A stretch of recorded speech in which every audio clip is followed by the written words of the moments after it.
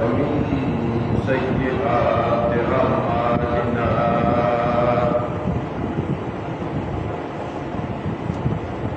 من يهده الله فلا مضل له ومن يضلل فلا هادي له وأشهد أن لا إله إلا الله وحده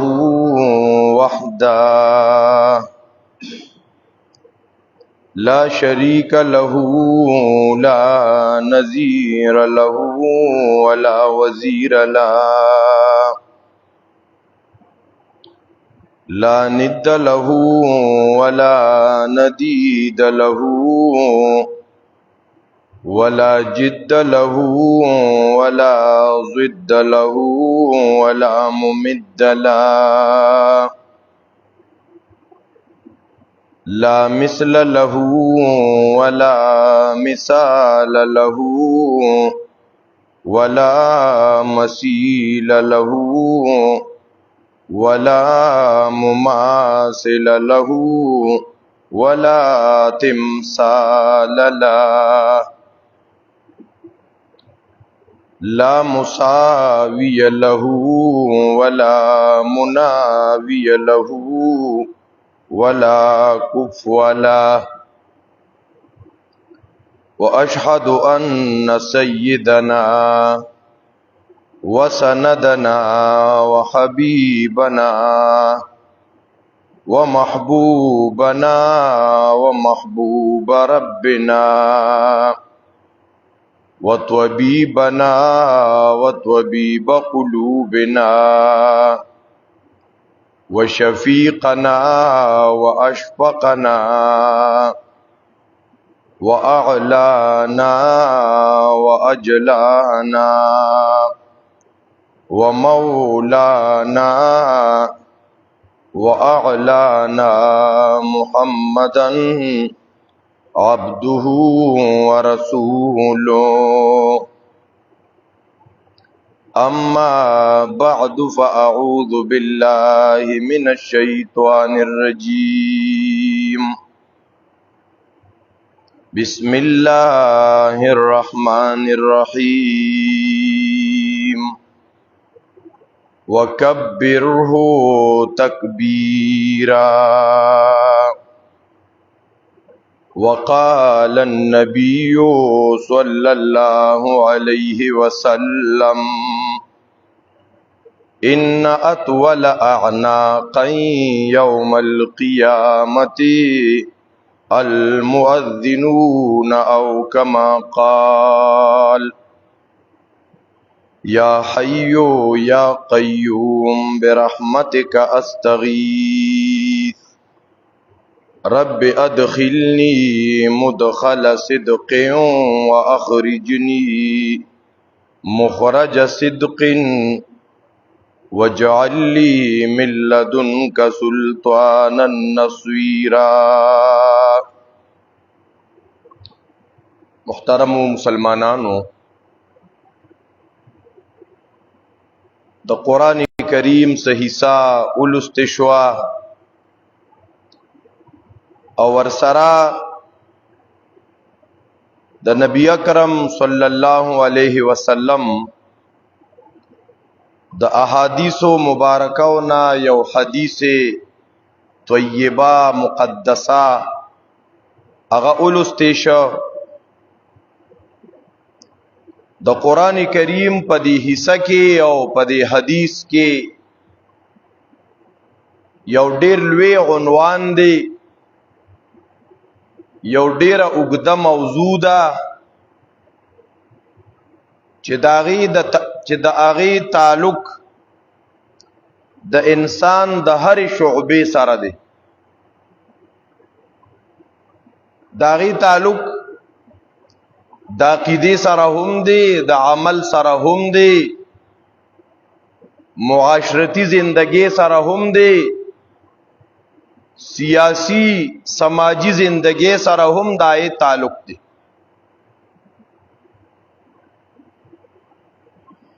هغه کوم عنوان دی، هغه کوم موضوع ده،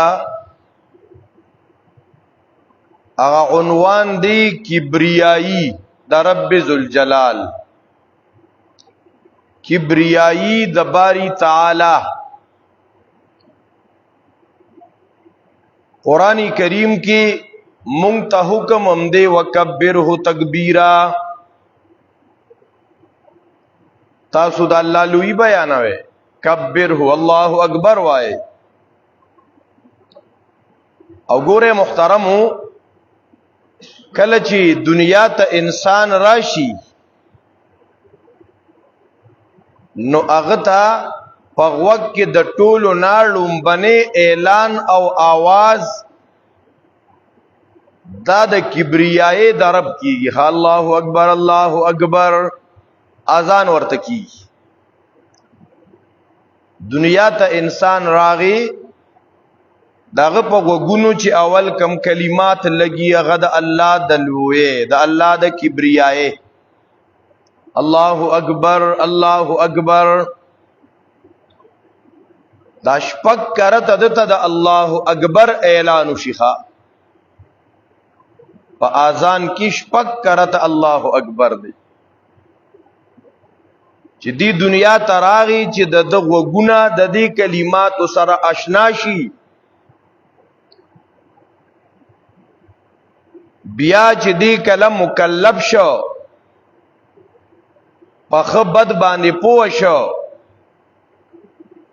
اوس د الله د درنا دل چې کوم لومبه صدا لګیدلې وا، نو د الله د کورا پینځو وخت د دغه غونو ته دغه اعلان رسیږي د الله اکبر الله اکبر. مونږ سوچ نه کوو، مونږ خو دیو، مونږ د غفلت په خوب باندې ودیو.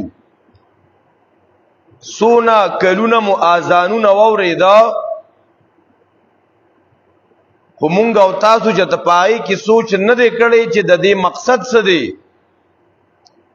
زه چې دنیا ته راغلی وم نو لومبې په غوږونو کې دا اعلان شوی و د الله اکبر الله اکبر. شپږ کرته پکې راته دا کلمات ویلی شو. نو اوس چې کله پینځه وخته مونږ ته دا اعلان کیږي،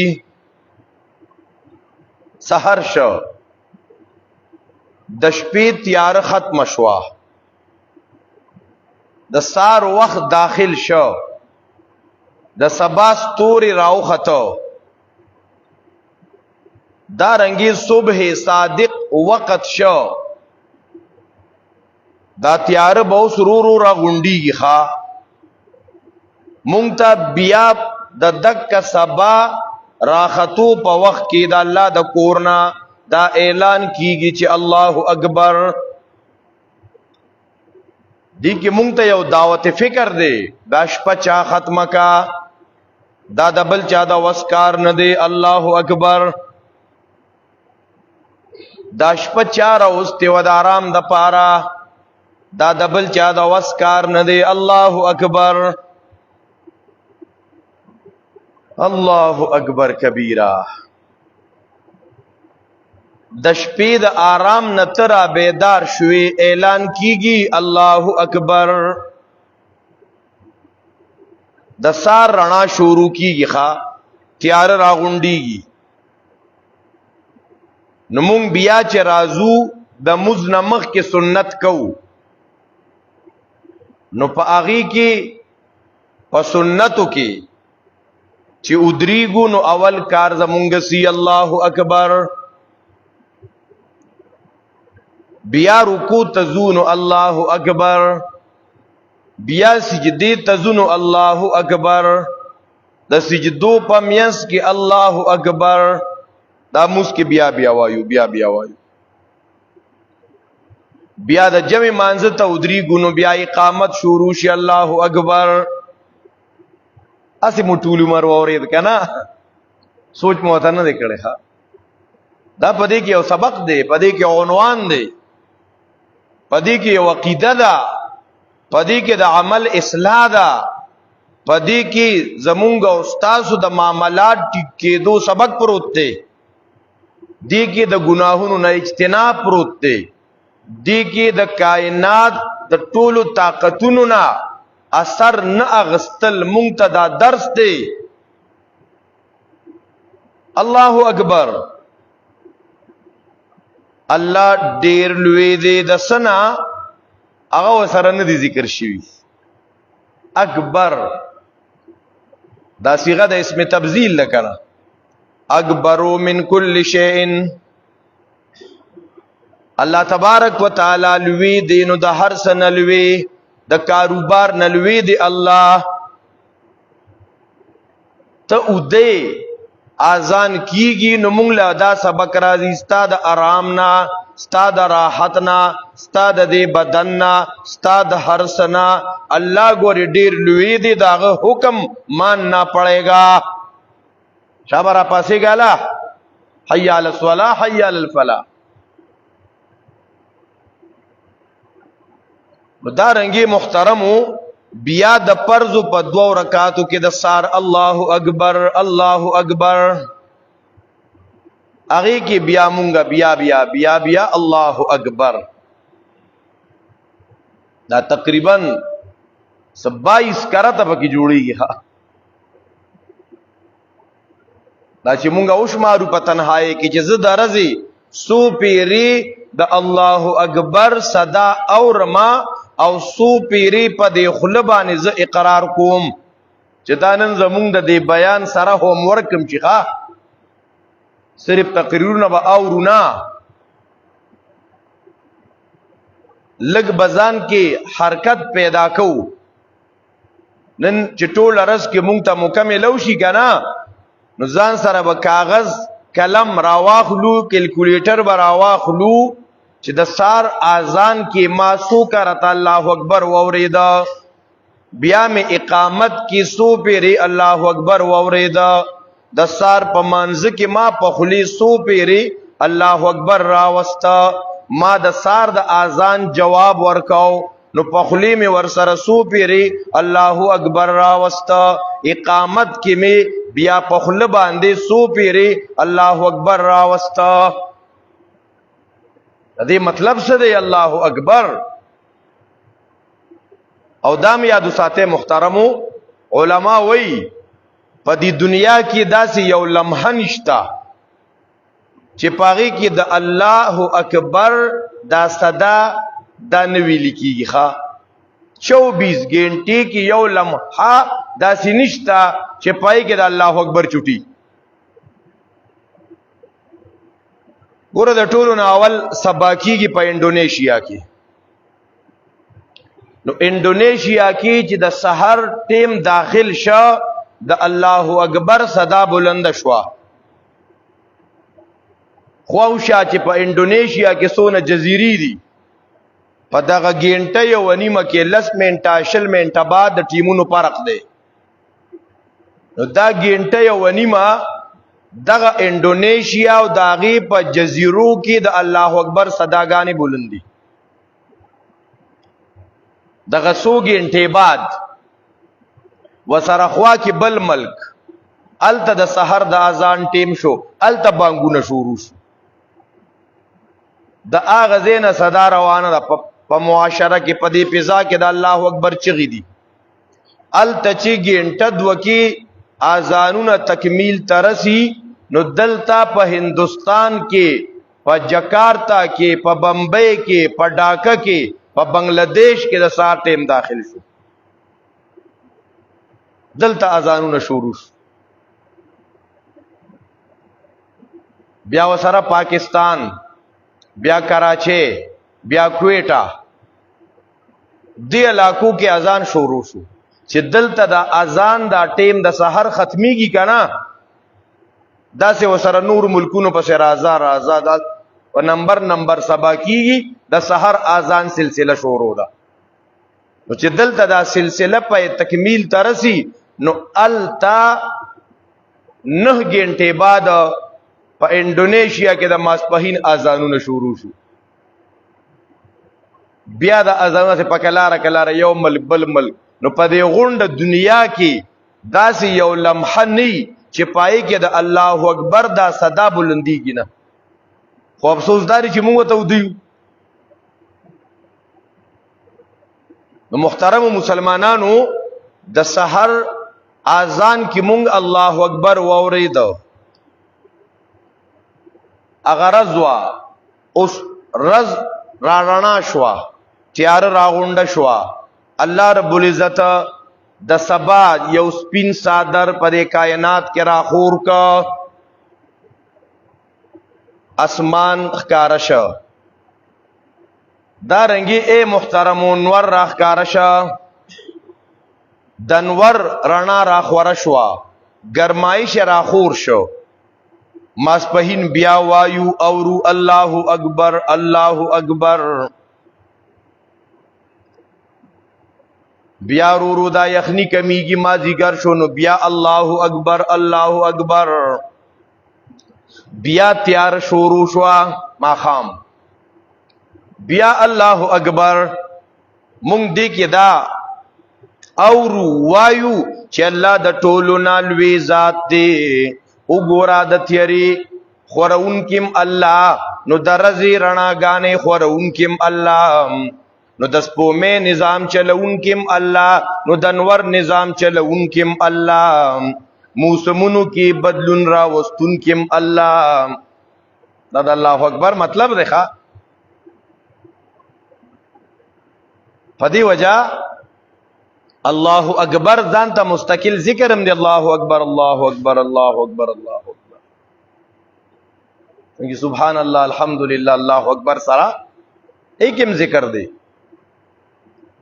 دا رنگی مونږ او تاسو د پمانځکیم د رکن نبل رکن ته د انتقال لپاره الله اکبر وایو. پدې کې مونږ ته سبق دی د الله د لوی والی چې دا عقیده جوړه شوا. چې عقیده جوړه شوا الله اکبر الله ډیر لوی ذات دی. نو زه ورکوټه ما لوی ذات خدا الله دی. زلوی ما نہ زلوی نیم میں کچھ نہیں میرا کچھ نہیں. سبق د تواضع حاصل کا. I am nothing زسم نیم الله اکبر الله لوی ذات دی. بھئی زما ډیر لوی مال دی پدې مال به زما کار روانی نه. الله اکبر الله اکبر. زما ډیر لوی جیداد دی زما ډیر لوی تنخواه ده زما ډیر د انکم سورسز دی. الله اکبر الله لوی دی الله لوی دی. دا مونږ درته ځان سره لګی حساب ولګو ښا چې دا سو پیری وایو او سو پیری اورو چې الله اکبر. بیا امرا لزان لوی ښکاری بیا امرا کی تکبر را دن نشوي دی. د دین علاوه الله اکبر ته پر روزگار کې مبتلای په دفتر کې ناشته په پټی کې ناشته په دکان کې ناشته اعلان شو الله اکبر. ستادا کاروبار ور کوټه دی الله لوی دی. ستا دکان ور کوټه دی الله لوی دی. دا الله خبر او منا او مطلب پوئی ګنخه کله مو دا بار بار اوې بار بار مو وورید بس د الله اکبر سره به زمون کاروبار بنديږي بیا ښه بل کار باندې کو بیا الله اکبر. چرتا نفس او شیطان راته وسوسه واچولا د ګناه مقام حیا شوا او الله اکبر ته سوچ لړو الله اکبر الله ډیر لوی ذات دی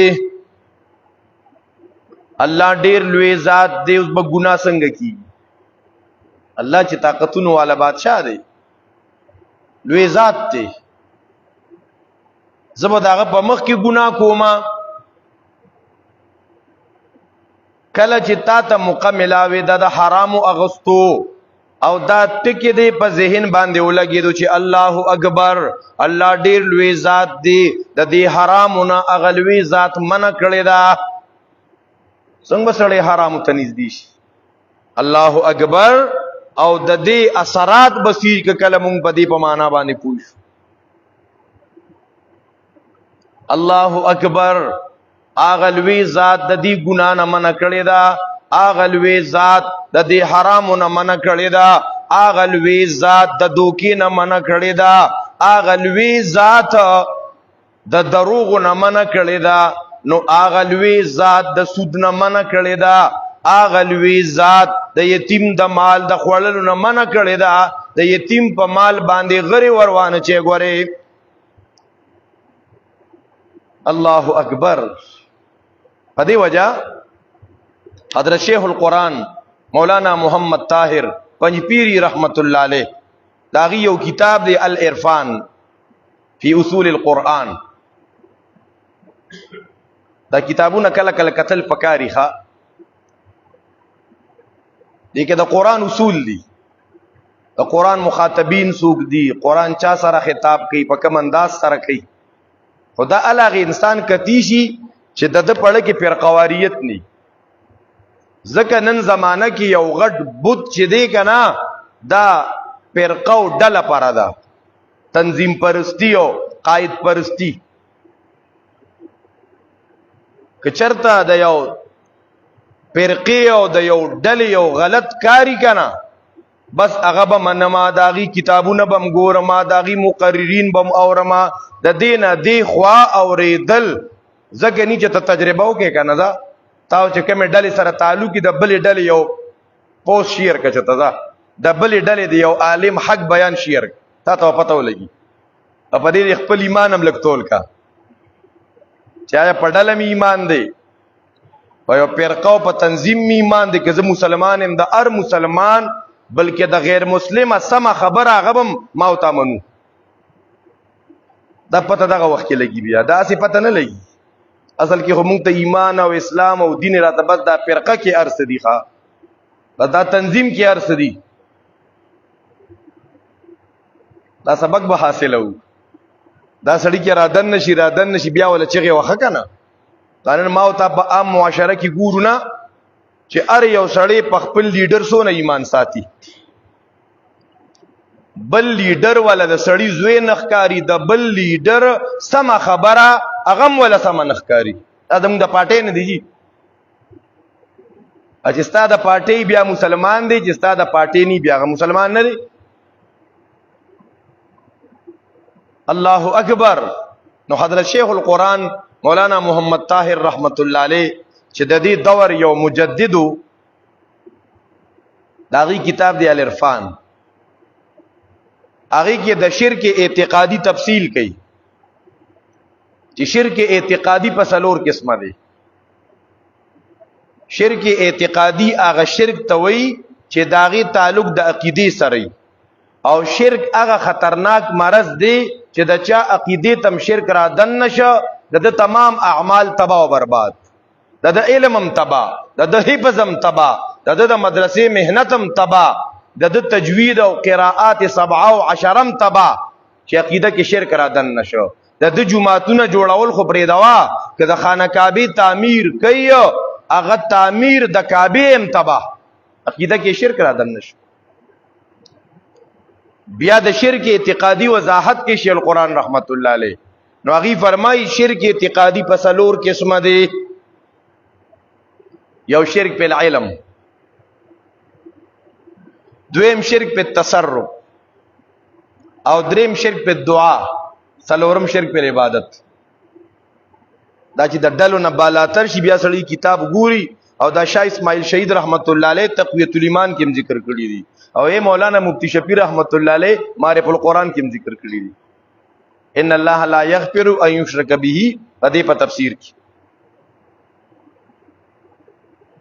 الله اکبر. کله کله مونږ یریګو چې را د شرک رد کو چې خلکو ته ځان د شرک نه وساته، شرک دی ته وینو یریګو اسنه سوګرا باندې لیبل لګی چې دا وابي دی او دا پنځپیری دی. دا موږ پروا مکو، داغه پابندو نه ځان رضات کا، د الله د دین کولو بیان کوا، ای چا پروا دی کې مکوا. موږ چا غلامان خو نه یو، موږ یوازې د الله غلامان یو. نو شرک اعتقادي په څلور قسمه دی. نمبر 1 شرک په علم، او دا لومبني سبق چې موږ د کړو کنه زموږ د ملمر راغلی ابو هريره صاحب دا دره کې پاتې کیږي د دې والد صاحب اوس هفته مخکې وفات شو دا لومبني سبق موږ دای نه زده کړو دلته بخشالي کې چې موږ بیانو د چازین کې کېناسته دا به د ابو هريره صاحب د والد محترم په کاته کې جمع کیږي کنه چاته یو دینی ټکی خودل د ټول عمر د پارزان ته یو بینک اکاونټ کولاول لیکه الله چانه چې کم ټکی زده کی او تفسیر قرطبی ذکر کی هغه ته منسوب نه کی کنه بیا علم کې برکت نه وي دا علم کې برکت په دې سره راځي چانه چې د کم زده ک هغه ته منسوب کوا دا مې د دې استاد نه زده کړي دا مې د دې کتاب نه زده کړي ډیر مسلمانان مونږ وکړه تفسیر فتح الرحمن ته کسوړه چولی یا تفسیر احسن الکلام ته دیخوا کاغذ چولی نومي پکې پټ کړي ا درس داغي نه کوي او ردم داغي په مفسر باندې کوي ښا ودا پلان کې عالم دا نه مني او چې درس ور کوي نو داغه د تفسیر نه کوي عجیب برکت علم دې ښا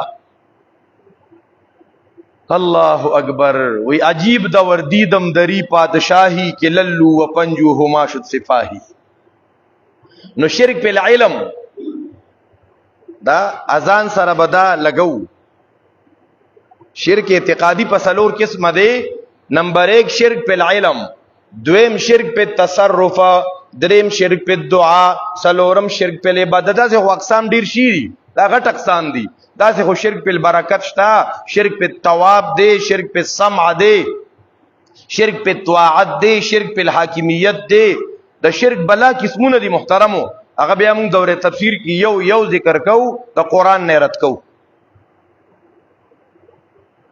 شرک پہ علم دی ته وی کنه چې د یو سړی دا عقیده جوړه شو څنګه چې الله عالم الغیب دی الله تا د هر څه پته ده نو دارنګ بل چاتم د غیب او علم حاصل دی دا سړی شرک په علم کې مبتلا شه اوس کده د الله د علم صفت د الله سره د علم په صفت کې یو پیر یو فقیر یو قبر والا یو نبی یو ولی یو فرشتہ یو جن دا برابر وګرځاو دا شرک په علم دی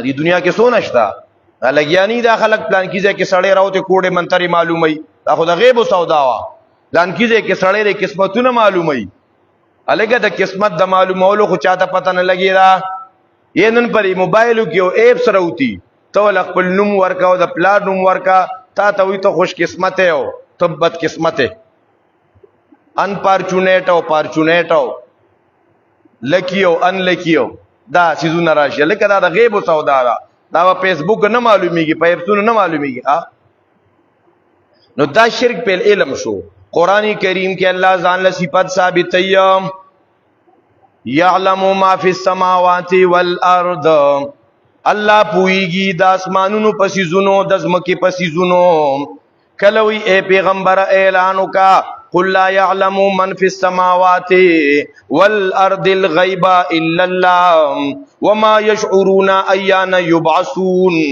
کلوي عالم الغيب والشهاده کله پیغمبر ته وی اعلان وکا قل لا اقول لكم عندي خزائن الله ولا اعلم الغيب اے پیغمبر خلق توایا لا اعلم الغيب ظالم الغيب نیم ز عالم الغيب نیم دا شرک په علم دویم دی شرک په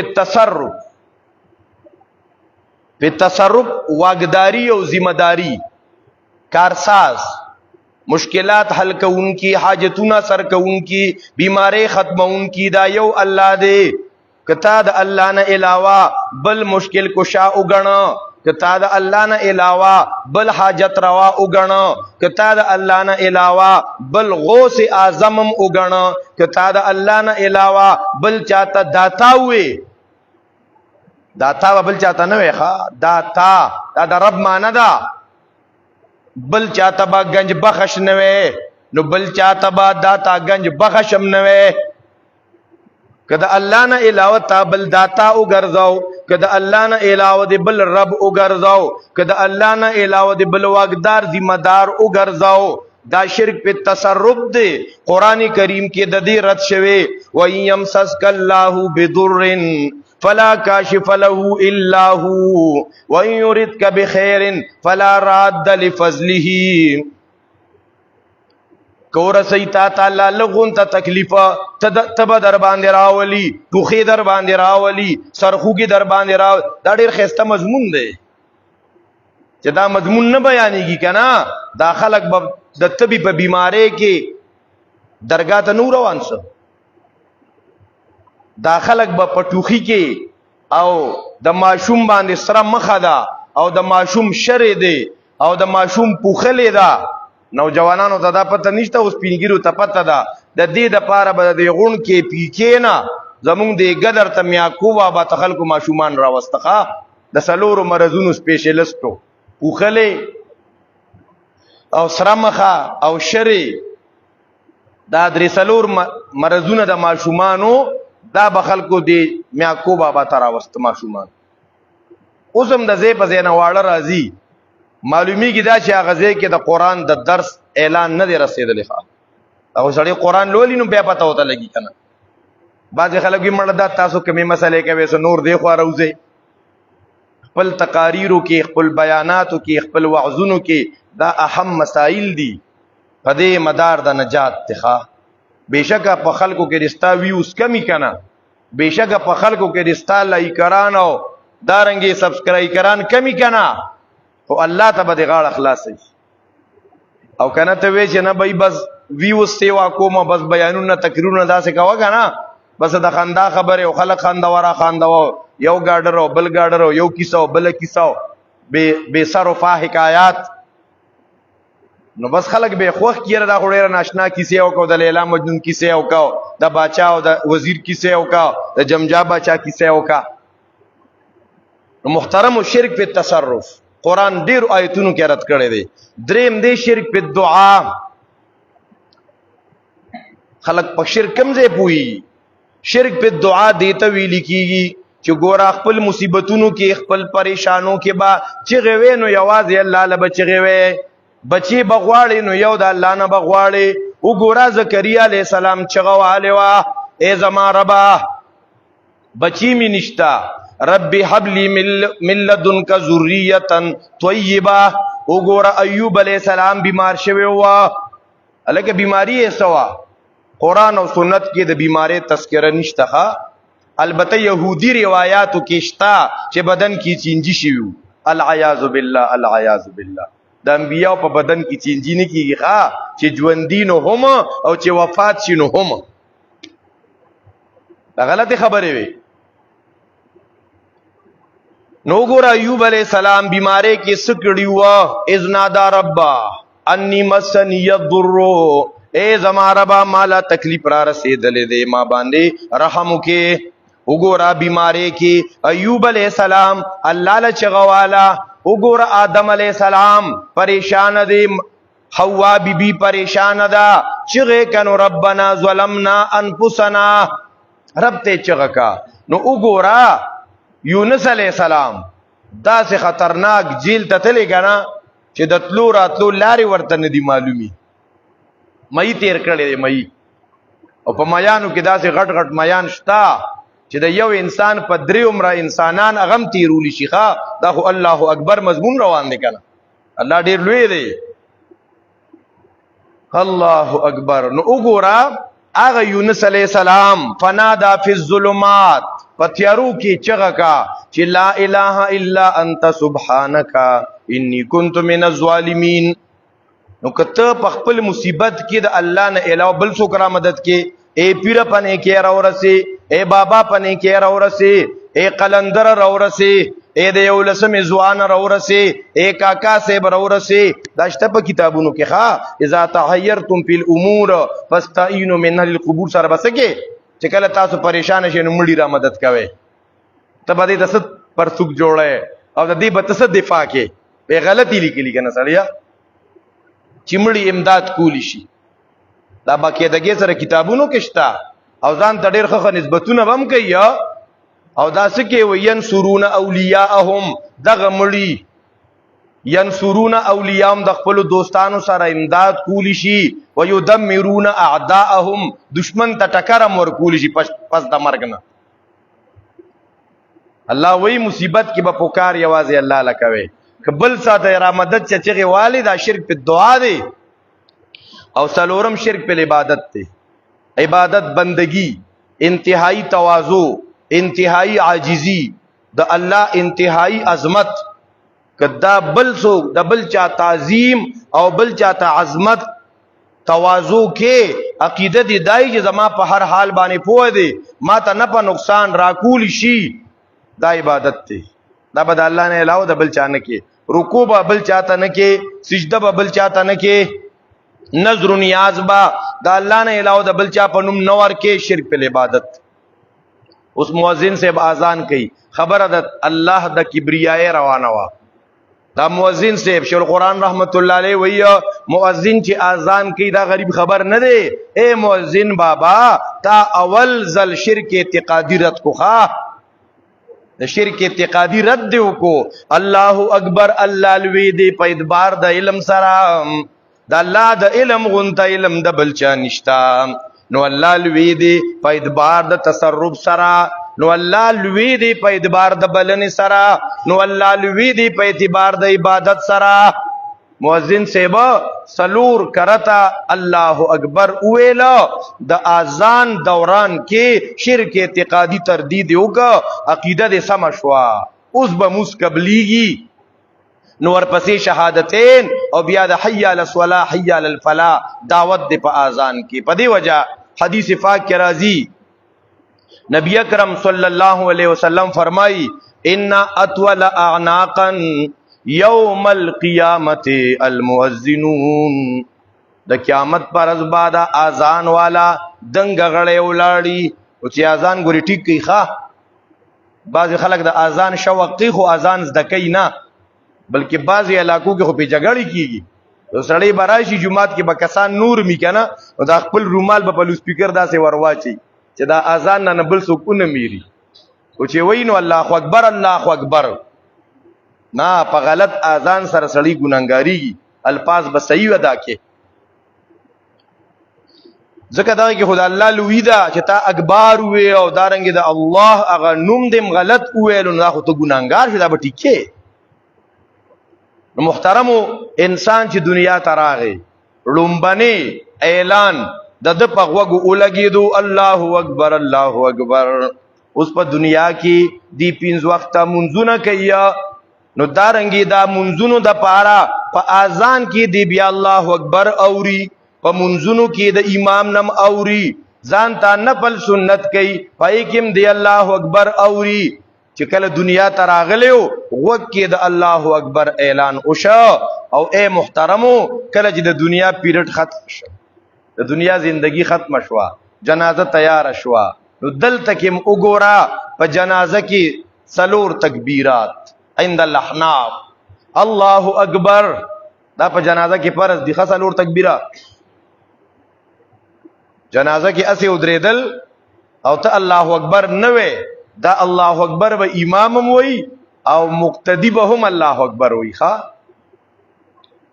که نور سبق چاته نو یاد نو یاد دی کی خو چې صرف الله اکبر وی نو جنازه کیږي نور دعاګانې پکې مسنون دي درود پاک دې پکې دعا ده پکې دارنګي ثنا ده پکې دا پکې مسنون دي خورا تکبیرات پکې فرض دي نو ګورا دی دنیا ته راغلیو د الله اکبر اعلان وتشو د دنیا نزی اوس جنازه کې تکبیرات دي الله اکبر دا یو سبق دی دا زوتول پکار دی الله ډیر لوی دی دا الله د لوی صحت نشتا الله تبارک وتعالى اور حدیث پاک کې راضی کا نام نبی علیہ الصلوۃ والسلام فرمای د خانه کعبه ته برابر د او اسمانونو د سدرۃ المنتہا نه برا بیت المعمور دی د ملائکو کعبه ده نو داغی نوی روزانه 70,000 ملائک طواف کئی 70,000 ملائک داغی نه روزانه طواف کئی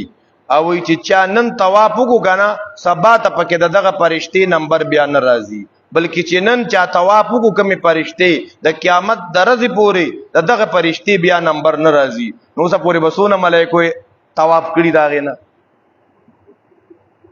د هغې څه حد نه دی معلوم.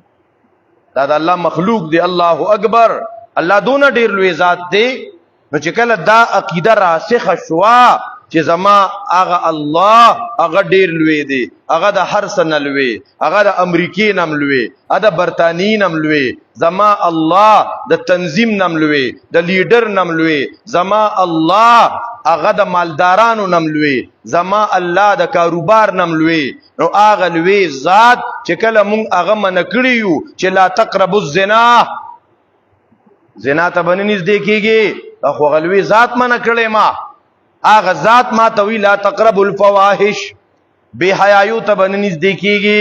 نو اے محترم مسلمانانو چې مونږ په دې باندې روزانه سوچ کوو ښه د الله اکبر د اذان په دې کلماتو باندې، دا رنګې دا تکبیرات د انتقال په مانځه کې الله اکبر وایو چې په دې باندې لږ غونته سوچ کوو، په تنهایۍ کې د دې لږه مراقبه کوو یو 5-10 منټ.